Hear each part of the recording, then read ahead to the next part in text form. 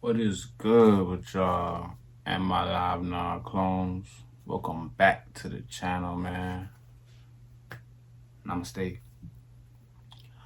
If you're starting your day, if you're just waking up, what I'm saying, eating breakfast, trying to get some game, or, if you're already in the middle of your day, you're on a 30-minute break and you're just trying to get some game, or, you're about to go to sleep, what I'm saying, you're trying to get some game, or, if you're in the middle of the night, early morning, can't sleep, might have insomnia, shout out to you. Hopefully you can go to sleep tonight. And you just want to get some powerful information. Welcome, I welcome all. Welcome to the channel. This is Am I Live Now? All right. When you see this, what day you see this, what month you see this, what year you see this, what eon you see this, all that I am hoping for is that you are on your way to finding peace, right? Peace is the number one thing that I try to push out on my channel, right? And speaking about peace, today's video is correlating to that in a way. I'm not gonna try to make this video too long because I don't want to waste your time. My last video has been pretty long because I was just kind of getting more in depth and I was really feeling those videos. I try to make my videos at an honest amount of time, but if it runs on, and that's where the spirit goes, what I'm saying? Wherever the spirit takes me, that's where the spirit takes me, you know what I mean? But as you can tell already, the topic of this video is your Nirvana. You know what I'm saying? Snap for that real quick. Your Nirvana. So, you may ask, what is Nirvana? Well, today we have definitions, you know what I mean? Last videos we didn't have it, but today I want to not speak as freely, but speak a little bit more strategic and have valid information so you guys can dissect it thoroughly. So, Nirvana means a transcendent state in which there is neither suffering, desire, nor sense of self. And the subject is released from the effects of karma and the cycle of death and rebirth. It represents the final goal of Buddhism, right? So in Hinduism, there's another term. It's called moksha, and it represents a state of perfect happiness, right? So to continue with moksha, it states it release from the cycle of rebirth impelled by the laws of karma. So this definition was a little bit kind of hard to comprehend if you are not really aware of yourself and you have awareness within your mind. Let's break it down. So when it says a transcendent state in which there is neither suffering, desire, nor sense of self, it really states that you have understood basically the know. You understand the knowing. The knowing meaning the understanding of who you are, what you are, why you came here, what was your purpose, what were you even before here, understanding what is even here, is here even real, is anxiety real, is suffering real, is pain real, is emotions real. This is the knowing, right? You have been evolved into a certain level to understand that these particular aspects of life has been concluded. One might, in a way, you can say this correlates with death, right? I see we're getting a little bit deeper now, guys, so just pay attention. So let's say no more suffering, okay, when it comes to the desire of sense of self, okay? And understanding that you are no longer who you are, who you think you are, or who other people think you are. You have ascended. So in a way, this correlates with death. Um, you can find it prior, okay? You can find it prior to death because you don't want to exist to the point where you have to rely on death to find nirvana. You want to be able to understand nirvana while still being alive. Okay, this is very critical. Okay, take this. Don't let this go one after the other. This what I'm about to tell you is very important. So it deals with the subject of karma. So in Hinduism, they believe in reincarnation. So the reason why a lot of people are even alive is because they have karmatic structures that they haven't ascended from. You have karma. Karma is something that dwells within you in all lives, realms, singularities, parallels, and basically ascensions, okay? You cannot evolve as a human without taking care of your karmatic structures that has been put onto you because of you. Not the you, flesh you, the you that can say your name without actually saying your name. You, throughout your life, you go through tests and you go through obstacles, situations, environments that all structure your basically schedule to ascending and basically breaking the karma so you can no longer come back to this third dimension. That's why it says in the definition, it says the subject is released from the effects of karma and the cycle of death and rebirth. Okay? It's like when you take a test, right? You have to answer your questions. Sometimes you might get a 75, sometimes you might get 90. But when it comes to your karmatic structure, you have to get dead ass 100% or you dead ass coming back. Like, no bullshit.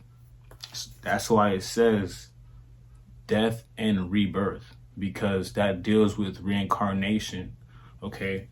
That's why when you have certain opportunities to do good, gotta do good.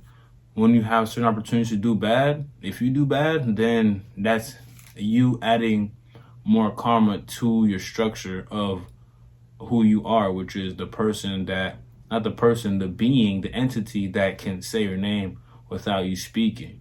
Okay, this is very powerful knowledge because for you to understand your nirvana, you have to understand your karmatic laws and your karmatic structure, or there's no point of trying to even obtain nirvana. So in layman terms, right, nirvana is a perfect happiness. That's layman terms, right? But it's very, very more detailing than just being totally happy in a blissful state. Because one, it deals with neither you desiring or having suffering, right? A sense of self. So meaning that you're not caring for appearances and who you are. You're not caring to be a millionaire. You're not caring to be a husband or a great dad. You're not caring for none of that because you have already understood the knowing. Like me, like I'm almost there. that's why I can speak on shit like this. I've experienced different types of, spiritual process, astral projection, different types of shit, bro. And all the times I experienced this, I was not under any psychedelics, no psilocybins. I was not under marijuana. Most of the times I experienced, I was drinking water, eating avocados, taking my sun, touching grass, like natural sensations of energy. My vibration was vibrating at a high frequency, and I've experienced different types of, spiritual activities to where I can understand the concept at a high level. So I'm trying to break it down to you guys at a lower level so you can understand the concept of nirvana. Because you will no longer desire to even acknowledge the purpose of who you are. Meaning, if you're a basketball player, you're not really a basketball player. You're more than just a basketball player. If you are a tennis player, you're more than just a tennis player. So you're acknowledging who you are, which is, you see, I just said my name without saying my name. That is who I am. So once you obtain nirvana, a lot of this physical life, this 3D life, won't be as important to you, and you won't be as devastated, and you won't have as much anxiety to keep up with the Joneses, be the same highlight color as Britney, get that new Rennie that Dre got. You know what I'm saying? You're not really worried about that. You're really worried about how to surpass or beat your karmatic structure and understand your karmatic laws, because that is, one, you're going to be living more righteous. Two, you're going to be able to have a more of an in-depth mentality, and you're going to be able to have better judgment and discernment, which is judgment. I think a lot of times people think of nirvana like on a substance, and for example, psilocybin, psychedelic, or I'm seeing all these things. Okay, you feel a sense of euphoria, right? But in a sense, that isn't really nirvana, because you still have a sense of self, right? I like to talk about this philosopher. For some reason, I don't remember his name. I think it'll come to me. But he was a realism. He was big on realism, and he studied Buddhism, right? Me talking to you guys right now, as in this example, I feel like this might be a good example. I just don't know why I can't remember his name right now. I always watch him and I always know about him. I just don't remember his name. So weird. Okay, let's continue. So, this philosopher, this psychologist, used to speak about the idea of suffering. So, to understand this in a little bit easier way, I'm going to give you an example. So, there was an individual, I guess the Buddhist monk was apprentice or whatever, and the idea of this statement is he wanted to stop desiring, right? He wanted to stop desiring. So, what did he do? Well, he tried to stop desiring. And with that came, it came with a lot of suffering, because one, if you choose to not desire, the loophole is that you will still be desiring. But what are you desiring? You are desiring not to desire. You see the loophole, right? It's kind of weird. So you can never not want to desire, but the the the black hole of this is to get into that new universe and that new galaxy will be this. You have to learn to accept that you desire. So once you understand that you know that you desire, then you will accept that you desire. So in a way, the suffering will become watered down because you have accepted the idea that you desire. So in a way, it will not push you into a sense of anxiety or depression because you understand that you desire either way it goes. So now, when you understand that, then you would be abiding by the ideology of suffering. Now, either way it goes, you're going to suffer in any type of aspect in life. But once you accept suffering, then you can move forward because you already understand it's inevitable. So this is part of the knowing. So this is the part where you can correlate to Nirvana because now he understands that he has released himself from himself. Okay, I know this is getting kind of weird. I know this is kind of like, I want you guys to stay with me, okay? Because he has released him from himself, now, like in a definition, from the effects of karma and the cycle of rebirth, he will no longer, one, be attached to this third dimension. Two, he will have reached nirvana. Three, he will be able to pass on into another life because this is not the only life that we are going to live. Like, we are in the experience in this third dimension to experience sadness, happiness, suffering, anger, anxiety. We're here to experience the ideology of life. So, like I said earlier, for you to be able to obtain your nirvana prior, well, let's put it this way. I spoke in the way of, very straight, no cut cheating. You have to be able to learn to accept what you cannot accept for you to be able to continue moving forward. And you have to understand karmatic laws and structures. But for you to be able to obtain it prior, I believe that you can, one, figure out what is your purpose, and within the one, your purpose can always change. It doesn't always have to be one grand scheme. Okay?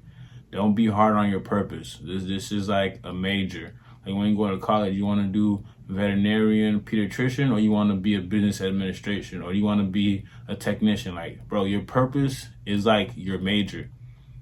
You know how much people change their major every semester, every year? It's just like your purpose. You can change. This shit's not concrete, bro. You can change your purpose, bro. So one, find a way to find your purpose. That's one way to achieve nirvana. Two, okay, within finding your purpose, then you're going to understand who you are. Okay, so two is who you are. All right. Who you are meaning who you are meant to be. Okay? Right? And these two are the basics. I'm not going to try to give you anything more because there's no reason to. But this topic, I want you guys to go back and dissect it and really take heed of the notions. And I try to go in a certain progression. I don't want you guys to be confused. I'm not saying your life can't obtain nirvana without passing on.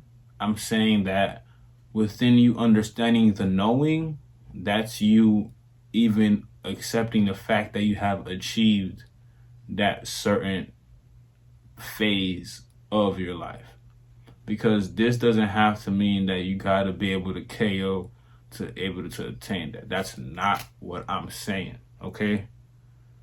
I am not saying that, all right? Just want to make it clear, because this topic is very sensitive in a way that I don't know what kind of individual might perceive it in any type of way. I just want you guys, for those who are still understanding about life, I want you guys to go with those two things that I told you. And with those two things, you can, one, achieve nirvana, which in layman terms is a perfect happiness. All right. Two, find who you are meant to be. That means you have to continue living. Okay. I don't want you guys to just fuck around and jump off a cliff. No, that's not what I'm saying, bruh. I'm not saying that, bruh. This isn't 4K. I'm not saying that. I'm just explaining the idea of nirvana in a more detailing way, because it's not talked about enough, or it's not talked about at all. And it's a good topic to talk about. This is why I'm trying to relay this message. So, like I said, don't be on that fucking bullshit trying to KO. No, I'm not saying that. All I'm saying is, one, find your purpose. Two, figure out who you are meant to be. Who you are meant to be. That's all I'm saying. And if you want to go back to the middle beginning of the video, then I'm explaining it a little bit more. I gave some examples. Oh yeah, his name is Alan Watts. I just remember. So Alan Watts was the psychologist that studied this ideology of choosing to desire, which is choosing not to desire, which is desiring, and it's inevitable. So we have to accept that you desire to be able to move forward, and through that you have to accept suffering, and within suffering you gain a lot of progression within your life. So Alan Watts, okay, just clicked in my head. All right, I'm glad that this video is not over yet. But Alan Watts is the psychologist. He is the philosopher. He deals with realism, and he's very powerful. He's a very strong-minded individual. I respect him. He's very intellectual. So, going back, one, find out what your purpose is. Two, figure out who you are meant to be, and that's it. That's the basis of your nirvana. Video is your nirvana. Okay, I just want you to know, I'm not telling y'all to KO and jump off no cliff. I'm not saying that, bruh. I'm not saying that. Don't be on that timing with me. Understand what I am saying. I am saying, one, find your purpose. I'm saying, two, understand who you are meant to be. And that includes continue living, okay? Because I am for life, okay? It's am I alive now? I'm dead ass alive right now. Like, that is who I am, okay? So let's keep living, okay? All right, guys? Just because I don't know who's watching this, I'm really trying to make sure y'all gotta understand me. I'm really saying it very slow, low tone. I'm not really speaking as fast as I usually speak on these last couple of videos. I'm really trying to get into your head to know that I am saying, one, find your purpose. Two, figure out who you are and who you are meant to be. That's all I'm saying. That is all I am saying, okay? The title of this video is Your Nirvana, okay? We broke it down. We broke down the definition. Gave you examples, okay? All right. Okay, guys? That's all I'm saying. All right? I just want to make sure my clarifications are clear as day. All right? For real. Okay. All right. Yeah. I don't know what kind of, teenager or whatever, you know what I'm saying? I'm all for living, bro. I'm pro-life, you know what I'm saying? This is Am I Live Now? If you enjoyed the video, like, share, subscribe. and I'm out.